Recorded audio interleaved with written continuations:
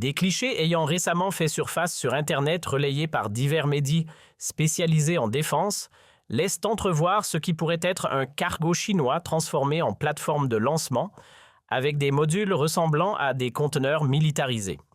Toutefois, ces suppositions restent sans vérification indépendante. Les seules images disponibles ne suffisent pas à valider l'information de manière certaine.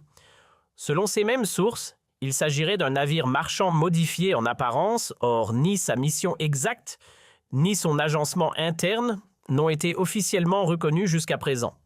Si ces rapports reflètent une capacité réelle, cela suggérerait que la Chine pourrait potentiellement transformer des navires de sa flotte commerciale en plateformes capables de lancer des missiles. Certains analystes soutiennent que cela pourrait compliquer la planification dans un scénario du Pacifique en ajoutant une capacité de missile à faible coût si le concept est réel et évolutif. Et ce n'est pas tout. Reuters a rapporté des images floues de 2 conceptions d'avions jamais vues auparavant. Les analystes spéculent qu'elles pourraient être liées au travail de la Chine sur les chasseurs de prochaine génération, mais aucune désignation officielle n'a été rendue publique. Il y a beaucoup à examiner ici et comprendre ce que cela signifie nécessite d'examiner les détails attentivement tout en étant clair sur ce qui peut et ne peut pas être vérifié. Commençons par ce qui est rapporté sur ce cargo. Selon les reportages de publications de défense comme The War Zone et Naval News, des images ont émergé montrant ce qui semble être un cargo chinois de taille moyenne, avec son pont couvert de modules conteneurisés. Les analystes estiment que la disposition du pont pourrait représenter environ 60 cellules de lancement conteneurisées. La disposition montrerait prétendument des lanceurs installés 5 de large et 3 de profondeur, chacun semblant contenir 4 tubes de lancement. Si cette estimation est exacte, cela donnerait au navire environ 60 cellules de lancement verticales. Pour mettre cela en perspective, ce serait environ 2/3 de la capacité de cellules de lancement verticales d'un destroyer de classe Arleigh Burke, l'un des principaux combattants de surface de la marine américaine. Les analystes de défense affirment que le navire semble également avoir des réseaux de type radar et ce qui pourrait être des systèmes défensifs, bien que l'intégration ne puisse pas être confirmée à partir des images seules. En d'autres termes, si l'analyse est correcte, cela semble être un effort délibéré pour équiper un cargo de modules de style militaire, pas une improvisation active. Voici où le contexte devient plus significatif. Reuters a rapporté que la Chine a adopté des normes et une planification pour s'assurer que certains nouveaux navires civils peuvent répondre aux exigences de la défense nationale s'ils sont mobilisés. Des commentateurs comme Palmer Luckey soutiennent que cela permet une utilisation militaire rapide de la flotte commerciale chinoise. Luckey, fondateur d'Anduril, une grande entreprise de technologie de défense, est apparu dans l'émission de Ryan Shaw et a fait une affirmation frappante sur la stratégie de construction navale de la Chine. Selon lui, si vous construisez un ferry roulier pour transporter des personnes et des voitures, il doit avoir des supports de plaques de pont suffisamment solides pour transporter des chars et des véhicules blindés. L'implication, selon Luckey, est que la Chine prévoit un scénario où elle nationaliserait sa flotte nationale et l'utiliserait dans ce qu'il a appelé un combat de toute la Chine contre l'Occident. La mesure dans laquelle cela s'applique à tous les navires commerciaux chinois est débattue, mais Reuters a rapporté des normes qui permettraient à certains nouveaux navires de servir à des fins de défense. Luckey a fait une autre affirmation frappante dans l'émission concernant la capacité de construction navale. Les législateurs américains et les analystes citent des estimations dans la fourchette de centaines pour un lors de la comparaison de la production globale de construction navale de la Chine avec celle des États-Unis. Le rapport exact varie selon la façon dont il est mesuré. Luckey a cité un chiffre encore plus élevé dans son entretien. Lorsque l'animateur a deviné que la Chine pourrait avoir 20 fois la capacité de construction navale Luckey l'a corrigé affirmant que le nombre réel est bien plus élevé. Ces comparaisons sont sensibles et dépendent fortement de la méthodologie. Certaines estimations se concentrent sur le tonnage d'autres, sur le nombre de navires, d'autres encore sur la capacité de construction militaire par rapport à commercial. Mais le point général que la Chine a un avantage massif en capacité de construction navale est largement accepté parmi les analystes de défense. La réponse de Luckey aux critiques, qui disent que la comparaison est injuste parce qu'elle compte la capacité commerciale et que les navires commerciaux chinois peuvent être adaptés à un usage militaire. La quantité a une qualité qui lui est propre, a déclaré Luckey. Si cette analyse est correcte, les États-Unis font face à un défi important dans toute compétition prolongée avec la Chine sur le plan naval. Certains analystes ont soulevé des questions sur le fait de savoir si cette pratique pourrait soulever des préoccupations en matière de droit international. L'article 37 du protocole additionnel lié aux conventions de Genève traite de la perfidie et les experts juridiques affirment que toute allégation dépendrait de la façon dont un navire est utilisé et marqué en conflit. La perfidie implique essentiellement des actes qui invitent la confiance d'un adversaire en prétendant avoir un statut protégé avec l'intention de trahir cette confiance. Un exemple donné est la simulation d'un statut civil ou non combattant. Certains critiques soutiennent que cela pourrait soulever des préoccupations si un navire se présente délibérément comme civil pendant le combat. La comparaison avec le destroyer de classe Arleigh Burke mérite d'être examinée de plus près. Cette classe est l'épine dorsale de la flotte de surface de la marine américaine. Ces navires sont équipés du système de combat Aegis et transportent des cellules de lancement vertical pour missiles, y compris des Tomahawk et des missiles standards. Un destroyer Arleigh Burke de vol 1 ou 2 a environ 90 cellules de lancement vertical. Selon l'analyse de ce cargo chinois, il pourrait avoir environ 60 cellules, soit environ 2/3 de la capacité d'un Arleigh Burke si les estimations sont exactes. Il y a cependant des différences importantes. Un destroyer Arleigh Burke a des capteurs beaucoup plus sophistiqués, des systèmes de commandement et de contrôle et des capacités défensives. Il est conçu de la quille vers le haut comme un navire de guerre. Un cargo converti manquerait vraisemblablement de beaucoup de ses capacités. Mais le point que les analystes font n'est pas que ces cargos convertis seraient équivalents aux destroyers. Le point est qu'ils pourraient potentiellement fournir une capacité de missiles supplémentaire à une fraction du coût. Construire un destroyer prend des années et coûte des milliards de dollars. Adapter un cargo pourrait être fait beaucoup plus rapidement et à moindre coût. Les images qui ont émergé ne semblent pas seulement montrer des lanceurs de missiles. Les analystes affirment que l'imagerie semble montrer des réseaux de type radar et des systèmes défensifs, ce qui pourrait indiquer une tentative d'une capacité plus intégrée. Mais l'intégration ne peut pas être confirmée à partir des images seules. C'est une distinction importante.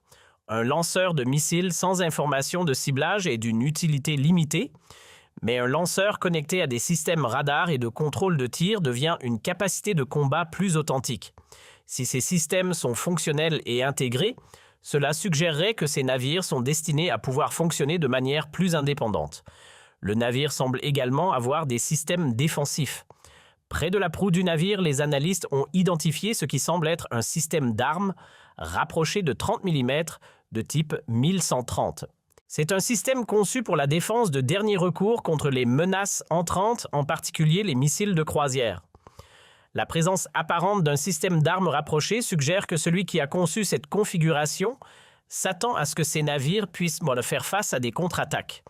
De plus, les analystes ont identifié ce qui semble être des lanceurs de lure type 726, des systèmes conçus pour confondre les missiles entrants en déployant des paillettes ou d'autres contre-mesures. Il convient de noter que le concept de navire-arsenal n'est pas nouveau. L'idée d'un navire conçu principalement pour transporter et lancer de grands nombres de missiles a été discutée dans les cercles navals pendant des décennies. L'attrait est simple, un navire rempli de missiles pourrait fournir une puissance de feu énorme potentiellement à moindre coût que de construire plusieurs navires de guerre traditionnels avec la même capacité totale de missiles. Les États-Unis ont en fait exploré un concept similaire dans les années 1990. Le programme Arsenal Ship du Pentagone envisageait un grand navire rempli de centaines de cellules de lancement vertical, potentiellement 500 ou plus. L'idée était que ce navire fonctionnerait dans le cadre d'une force en réseau, recevant des données de ciblage d'autres plateformes comme des avions et des satellites, et fournirait une puissance de feu massive sur demande. Le programme a finalement été annulé en 1997 en grande partie, en raison de contraintes budgétaires et de questions sur la survivabilité. Les critiques soutenaient que mettre autant de missiles sur une seule plateforme créait une cible de grande valeur. Les images du cargo ne sont pas le seul développement dont on discute. Reuters a rapporté des images floues de 2 conceptions d'avions jamais vues auparavant. Les analystes spéculent qu'elles pourraient être liées au travail de la Chine sur les chasseurs de prochaine génération, mais aucune désignation officielle n'a été rendue publique. Une vidéo largement partagée vérifiée comme ayant été filmée au-dessus de Chengdu montre une grande conception sans queue. Les analystes utilisent des étiquettes non officielles, mais la désignation et les capacités de l'avion restent non confirmées. Cela signifie beaucoup de terminologie technique, mais ce que cela signifie est ceci. L'avion a une conception non conventionnelle qui semble différente des avions de chasse traditionnels. Au lieu d'avoir une configuration conventionnelle de queue et d'aile, la conception aurait prétendument une plateforme triangulaire sans surface de queue verticale, une conception qui offrirait vraisemblablement des avantages de furtivité si c'est effectivement destiné comme avion de combat. L'avion fait l'objet de spéculations comme faisant potentiellement partie du travail de développement d'avions de prochaine génération de la Chine, mais cela ne peut pas être confirmé. La conception visible dans les images est notable pour plusieurs raisons. Les avions de chasse traditionnels ont des surfaces de queue verticales qui aident à la stabilité et au contrôle, mais ces surfaces créent également des réflexions radar qui rendent les avions plus faciles à détecter. Une conception sans queue peut potentiellement réduire la signature radar, rendant l'avion plus furtif si c'est effectivement le but. La forme d'aile triangulaire ou en losange est également associée à des performances à grande vitesse et à des caractéristiques de furtivité dans diverses conceptions d'avions. Selon les analystes qui ont examiné les images, l'avion visible semble être une plateforme relativement grande, ce qui pourrait suggérer qu'il est conçu pour des missions nécessitant une capacité de charge utile importante, une portée ou les deux. Les missions potentielles spéculées incluent la supériorité aérienne, la frappe, l'interception ou le commandement et le contrôle des essaims de drones. Maintenant, il est important de noter que voir un prototype en essai en vol est très différent d'avoir un avion opérationnel. Quelle que soit cette conception, elle est probablement à des années de l'entrée en service, si jamais elle le fait. Mais le fait que la Chine semble tester de nouvelles conceptions d'avions est important. Cela montre un investissement continu dans la technologie aéronautique. Les images de Chengdu ne sont pas le seul développement qui a été rapporté. Reuters a également rapporté des images de ce qui semble être une deuxième conception d'avion jamais vue auparavant, apparemment observée à Shenyang. Selon les analystes, cette deuxième conception semble être un avion bimoteur sans queue, avec une configuration différente de la première. Le fait que la Chine semble développer au moins 2 conceptions avancées différentes est notable. Cela pourrait suggérer un processus de développement compétitif avec plusieurs bureaux de conception travaillant sur des concepts de prochaine génération. Ce serait similaire à la façon dont les États-Unis ont développé les prototypes F-22 et F-23 dans la compétition Advanced Tactical Fighter. Il est important de noter que les États-Unis ne restent pas immobiles dans le développement aéronautique. La presse a rapporté que des responsables américains ont annoncé que le chasseur NGAD sera désigné F-47 avec Boeing sélectionné pour le développer. Les États-Unis développent également le B-21 Raider, un bombardier furtif de prochaine génération qui devrait remplacer le B-2 Spirit. Et de manière critique, les États-Unis ont des capacités qui n'ont pas été publiquement égalées ailleurs. Le B-2 est le seul bombardier furtif opérationnel largement reconnu en service aujourd'hui, tandis que le H-20 chinois et le PAC-DA russe restent non déployés dans les rapports publics. Donc, bien que la Chine investisse clairement dans l'aviation avancée, les États-Unis maintiennent des capacités importantes et continuent leur propre programme de développement. La question que les observateurs débattent est de savoir si les avantages qualitatifs américains seront suffisants pour compenser les avantages quantitatifs potentiels dans des domaines comme la construction navale.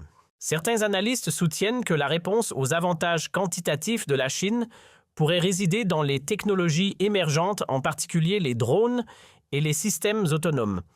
La logique est simple, si vous ne pouvez pas égaler votre adversaire navire pour navire, vous pouvez peut-être déployer des essaims de systèmes non habités moins chers qui fournissent collectivement une capacité comparable.